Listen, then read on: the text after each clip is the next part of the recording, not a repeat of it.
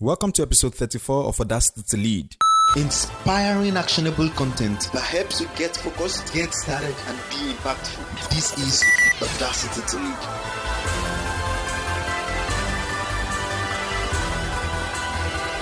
Hello and welcome to episode 34 of Audacity to Lead. My name is Dio Samuel and this is the podcast where I give you the courage and necessary insights to step out and lead with more influence. I started a series a couple of weeks back called Platform-Based Leadership, and for the last couple of weeks since publishing the first episode in that series, it's been wonderful. I have loved every single response I've gotten so far.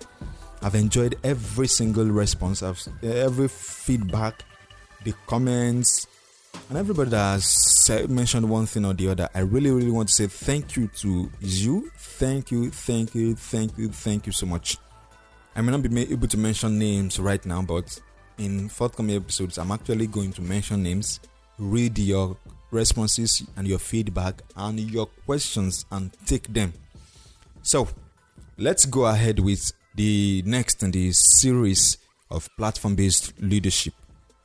Now, don't forget that the idea of this platform-based leadership is so that you can develop a compelling message, a marketable product, and a meaningful platform.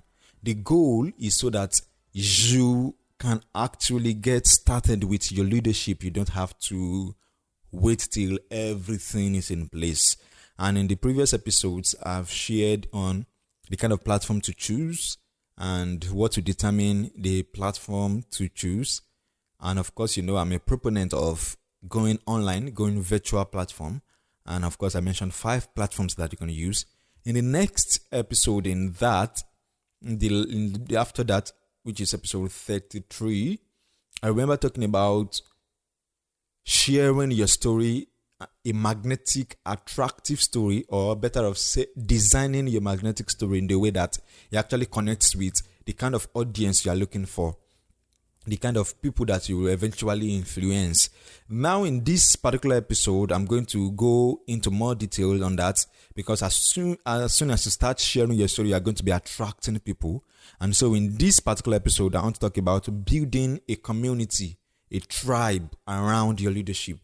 And you remember in the previous episode, I actually touched briefly on a tribe. This particular episode, I'm going to go into details and I'll share with you on building a tribe around your leadership, building a community around your leadership. I'm going to use some analogies from a couple of people I've learned from, and I'm also going to teach you a couple of things that might be new to you, and to some it might not really be new, but of course it falls quite in line with this platform-based leadership. I'm going to take a cue from one of my posts on my blog where I talked about identifying your tribe and the steps to take to actually identify your tribe. Now, first off, I need you to understand what a tribe is, because like I said, as soon as you start sharing your story, you start sharing your story through a particular voice, people will start, your tribe will begin to be attracted to you. They will be magnetized to you. Now, for some of you, I have a system, 5 steps to taking a passion, an idea, a business online, building authority, multiplying your influence, and then generating income from it. Now, this is an offshoot of that. This is coming out from my Luminary platform map. But of course, this is a different direction entirely. And in that, I also talk about that if you want to get more detail on the Luminary platform map, you can listen to episode 29 of Audacity to Lead, audacitytolead.com/29. But for this episode, let's get into what tribe is and how to actually develop a tribe around your leadership. So first off, I need you to understand what a tribe is. Now, when I was Googling way back as I think around February this year, 2015, I was trying to look for what a tribe means. In fact, the first time the word tribe came to my mind, it didn't come as something that somebody had written or somebody had done anything on. It actually came as an idea that, the word tribe can actually lead to something. It can actually turn into something. Okay, let me go and find out who else has something on tribe. And that was how I came across these definitions I'm going to read to you from a post I did. Okay, so first off, the word tribe, of course, means a couple of things to those of us in Africa. Of course, most of our nations are made up of tribes which form local governments, which now form states, which now form geopolitical zones, and of course, countries. So Africa is an embodiment of tribe. So when I was going online to look for the word tribe, I came across two definitions. In fact, the first I came across, actually it says a tribe is a social division in a traditional society consisting of families or communities linked together by social, economic, religious, or blood ties with a common culture and dialect, typically having a recognized leader. Now, if you are from a tribe that I love so much, tribe called Idoma in Benue State. Did I just say that? Interesting. Okay. Well, a tribe such as that is in Benue State, and of the tribes in Benue State, there are about 4 tribes in Benue State. There's the Tilo, there is the Tiv, there is the Doma, and I think there's one other tribe like that, Igede, yes. Of all these 4 tribes, now there are many more tribes, but of course these are the 4 big and largest tribe. And of course the Tiv happens to be the largest tribe. And I think fruitfuluja.com.ng, Safer Fruitful Uja is from that tribe, is from Tiv tribe. Personally, I'm from a tribe called, one of the biggest tribes in Nigeria, Yoruba tribe. I'm not just from Yoruba, there are still tribes inside Yoruba. There's a tribe from the state I come from, Ondo State, and I think there's the Ilaje, there's the Eseldo, there is the... Now, for those of you listening from outside Nigeria who don't understand what I'm saying, you just believe that there are words that are that mean something to us here in Nigeria. It's actually funny to me. Well. What I'm saying is this. A tribe often has a leader, and that leader, the tribe is actually centered around a community, a society, and of course a dialect, a language. But of course, when I was still Googling, I came across a definition that I eventually fell in love with. And I think about 4 or 5 days ago, I actually listened to the audiobook written by the same person. Now, the word tribe, according to this guy, it says a tribe is a group of people connected to an idea, connected to a leader, and connected to each other. Guess what? This definition came from Seth Godin. Now, people are actually looking for things to make them feel in connection with others. Things or stories that actually make them feel like they are not the only person going through stuff, or they are not the only person experiencing certain things. That's the reason why I said in the previous episode that the most usual way for you to attract an audience around your leadership, your message, your calling, your business is actually start with a story. You start with a story. Now, and that story brings a tribe, and there are a couple of things to notice when you are actually gathering a tribe. First off, I want you to understand that you already have a tribe. You may not just be aware of it. Now, your tribe could be as simple as those people at your workplace. It could be as simple as those people in your church. It could even be those people you know who are already listening to you. It could even be those people on your contact list, maybe your social media list. Those are already your tribe members. The only reason why they have not resonated with you yet is because you have not shared something that actually draws a line for them to actually say, yes, I agree with this. No, I disagree with this. Now, one of the things about developing a tribe is what I call polarity.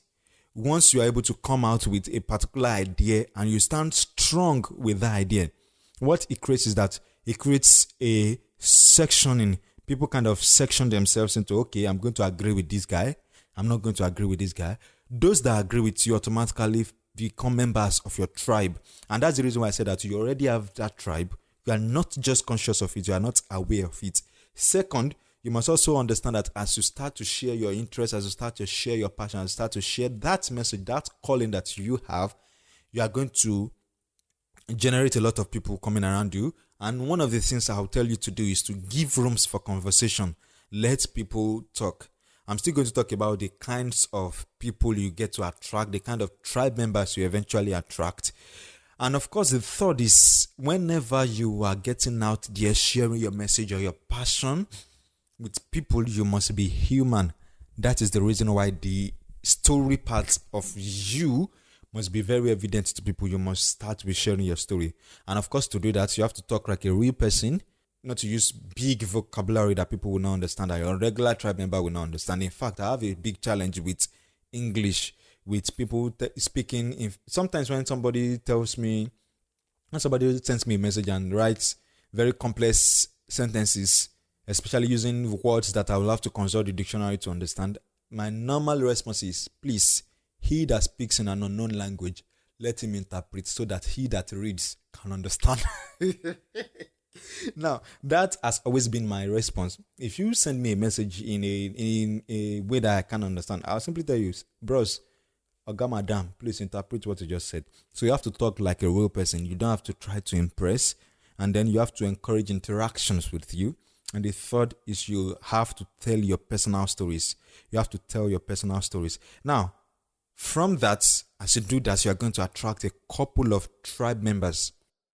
And there are 4 kinds of tribe members that you actually attract. And it's very, very, very, very important that you understand that these tribe members, all of them will not do the same thing. As soon as you start attracting them, you have to understand that, okay, this is the category where you don't have to do that outrightly, but eventually they are going to place themselves in categories. So you have to be conscious of this as you go on. And so there are 4 types of tribe members that you will actually build around yourself. First are fans. Second are freelancers. Third are friends. And fourth are funders. Again, I repeat. First are fans, F-A-N-S. Second are freelancers. Third are friends, people that you become friends with. Fourth are funders, people actually fund you. Now, the thing about friends and funders is this. Your friend may not fund you. In fact, most times friends may not fund you, but funders will eventually friend you because they believe in you. Now, let me get into details on this. Now, if you are building a tribe around yourself, you are going to eventually have these 4 kinds of tribe or 4 categories of people in your tribe. The fans are just people who actually are interested in your message. They are there for you every time. They are just cheering you on. They keep you going.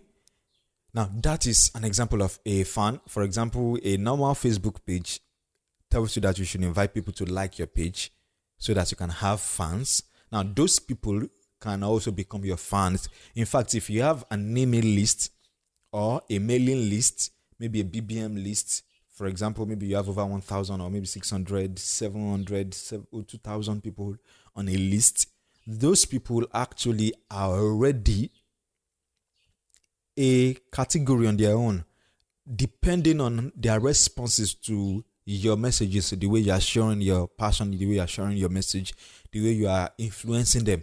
Now, for those people who are fans, they may never really say anything to you. They will just be following you and be keeping tabs on you. Imagine last night I received a message from someone who says that I follow you closely. And I was like, okay.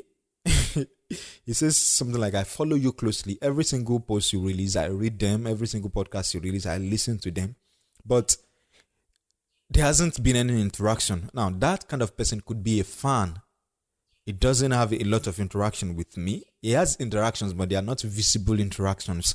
Now, those could be fans. They just like your page. They are just on your list. They are just there, dominant. They are watching, reading, listening, but they are not having any active engagement with you. Now, you don't have to be disturbed because the fact that they have shown interest means that they are already in your tribe. They are a fan. The second level of tribe members are freelancers. Now, freelancers are people that come to your aid whenever you have something to do. Let's say I announced right now, or let's say some weeks back, I remember having announced that I would like to get on radio. I would like to actually carry this podcasting message and bring it to a radio offline audience. And one of the messages I got back was from someone who happens to be on my list. In fact, what he did was to link me up with someone who has a radio station, who has a radio program on Unilag FM. And in less than 2 weeks of meeting that person, I was on his show talking about this same idea I have, podcasting, how you can actually share your message with the world. Now, such persons, like the person who linked me up with that guy, could be in the category of freelancers. They come to your aid when you need somebody to help with something. Now, the thing you need to understand is that freelancers are actually different from funders, and I'm actually going to get into that soonest. Third in that category is the category of friends. And now, a popular saying says that show me your friends, and I'll tell you the kind of person you are. Well, you have to understand that there are 3 kinds of friends as you build your tribe. There are the friends that are truth tellers, they tell you the truth. There are the friends that are edifiers, they charge you up. And there are the friends that are challengers. In fact, what I've learned to do over time as I build my platform is to have these 3 kinds of friends. I have friends who are truth tellers. They simply tell me the truth and they tell me you messed up with that. That particular episode that you did was rubbish. That's the post that you wrote is off. You have to go there and correct it. I have a couple of them, some of them in Nigeria, some of them outside Nigeria. In fact, one of them, or let me even get more specific, one of them is actually my friend who has been a co-host with me on this podcast, Tara Ene, who you can find at taraene.com. She is a truth teller. And that reminds me, if you are married, your wife or your husband, your spouse, or if in a relationship, your spouse should be a truth teller in your tribe. As your tribe member, that should be a truth teller. Now, for edifiers are people who actually encourage you and give you motivation, inspiration so that you can continue. Some of these fans will not necessarily do, but edifiers are people who actually know you. They are close to you in a way. They may not be so close, but they are close to you in a way that they can actually tell when you are down, and they come in and edify you and encourage you and build you up. The next in the category of friends that you will eventually have as you build your tribe is the category of challengers. These are people who will hold your feet to the fire. They are coaches or consultants. For example, when I work with someone, I first make friends with someone. When I have to work one-on-one with someone, I first make friends. But as time goes on, I stop being a friend and turn into a challenger, and I begin to hold the person accountable. For example, I remember on the 1st of August this month, I had to tell somebody, I said, hey, you said you were going to release a podcast on the 20th of August. What have you done so far since you left One Day Podcast Launch Workshop? What have you done so far? And the guy gave me a lot of things that he has done. I said, all these are not sufficient excuses for you to not have launched by now. Anyway, you have less than 19 days to go. And the moment I said that, after that, a couple of days after that, in fact, almost every day after that, the guy began to say, okay, this is what I did today. I said, okay, this is what I did today. I said, okay, this is the next thing to do. Now, that is a challenger. You hold that person accountable to the person's goal, task, responsibilities, and ideas. Now, in line with building a tribe, how does a challenger work? A challenger may not necessarily be a fan, or could be a fan, but that person actually says, okay, you promised you are going to do this. You have not done it yet. That is a challenger. And that's where you actually find some of the friends you will have as you build your tribe. Now, that is the third category. Now, the fourth category, which is the most important, because eventually as you build your tribe, there have to be people who are actually going to open their wallet and commit to your interests and commit to whatever it is you are doing. Of course, the easiest way to make them commit to what you are doing is to actually come up with a product. And I'm actually going to talk about that as this series continue. But right now, I want you to understand that there's a category in your tribe members that are called funders. And these are people who actually open their wallets and commit to what you do. Now, by saying funders, there are those people who invest their time. There may be people who will actually invest their time, and there are those who invest their talent. Now, the good thing, like I mentioned previously, is that friends may not fund you, but eventually funders will friend you because they actually believe in what you do. They actually believe in your message. They believe in what you are called to do, and they can open their wallets and then fund you. Now, talent investors are those who can actually bring out of their talents and say, okay, you have a need with this design, or you have a need with this, let's say you are trying to do something, and then you'll say, there's something you're battling with. Of course, you remember that you have to be very transparent as you build your tribe. So once you say that, somebody can come in. For example, I remember one day I added the page to my site, and I was having a lot of challenges making the page look as good. In fact, integrating a payment system into my site. And I remember one of the first persons that jumped in as I posted the message that I'm having a challenge with my listening was Ademola Morebise. And then later on, another guy jumped in, Joe Pardo, my friend. And then later, Philip Swindle also jumped in. In fact, eventually, Philip had to leave what he was doing. Philip Swindle is not even a Nigerian. He's in the US. And then he jumped in and then he said, okay, give me your admin access. I gave him admin access, and then he logged into my site. And then in less than 30 minutes, he had set up the payment processor, and then he had everything set up. All I needed to do was to get back into the page and then make it look visual because, of course, I'm a designer. But he had already integrated the payment into the page, integrated the payment into the system, and it was working fine. I was like, wow. Now, that's an example of a talent investor or a time investor because he was actually committing his time to helping me out. Now, that is the kind of persons you will actually attract over time. Your tribe members will actually come into that category where they fund you, either in money, in time, or in talent. So as you go ahead building your tribe, don't forget you have to, first of all, start sharing your passion, your interest, start speaking up. Then you have to speak with a particular voice. Then the third, you have to be human. Don't try to talk in a way that your tribe members will not understand you. Actually, the way you talk they will determine the kind of people you attract. And then fourth, be transparent. Let people know. And then as you go on, categorize people into your tribe because as you go on, you will eventually find out, okay, this person, this is where this belongs. This is the category this other person belongs. I believe this episode has offered you some insight and some courage to step out and lead with more influence. Once again, if you want to get access to everything I've spoken about on this episode, you can get that at audacity2lead.com/34. This reminds me of one guy who said that he listened to an episode or some episodes of Audacity to Lead, and then he listens to them maybe 3 times over and over again before he actually moves on to the next episode. Well, I felt flattered when I heard that. And I want to say thank you so much for doing that.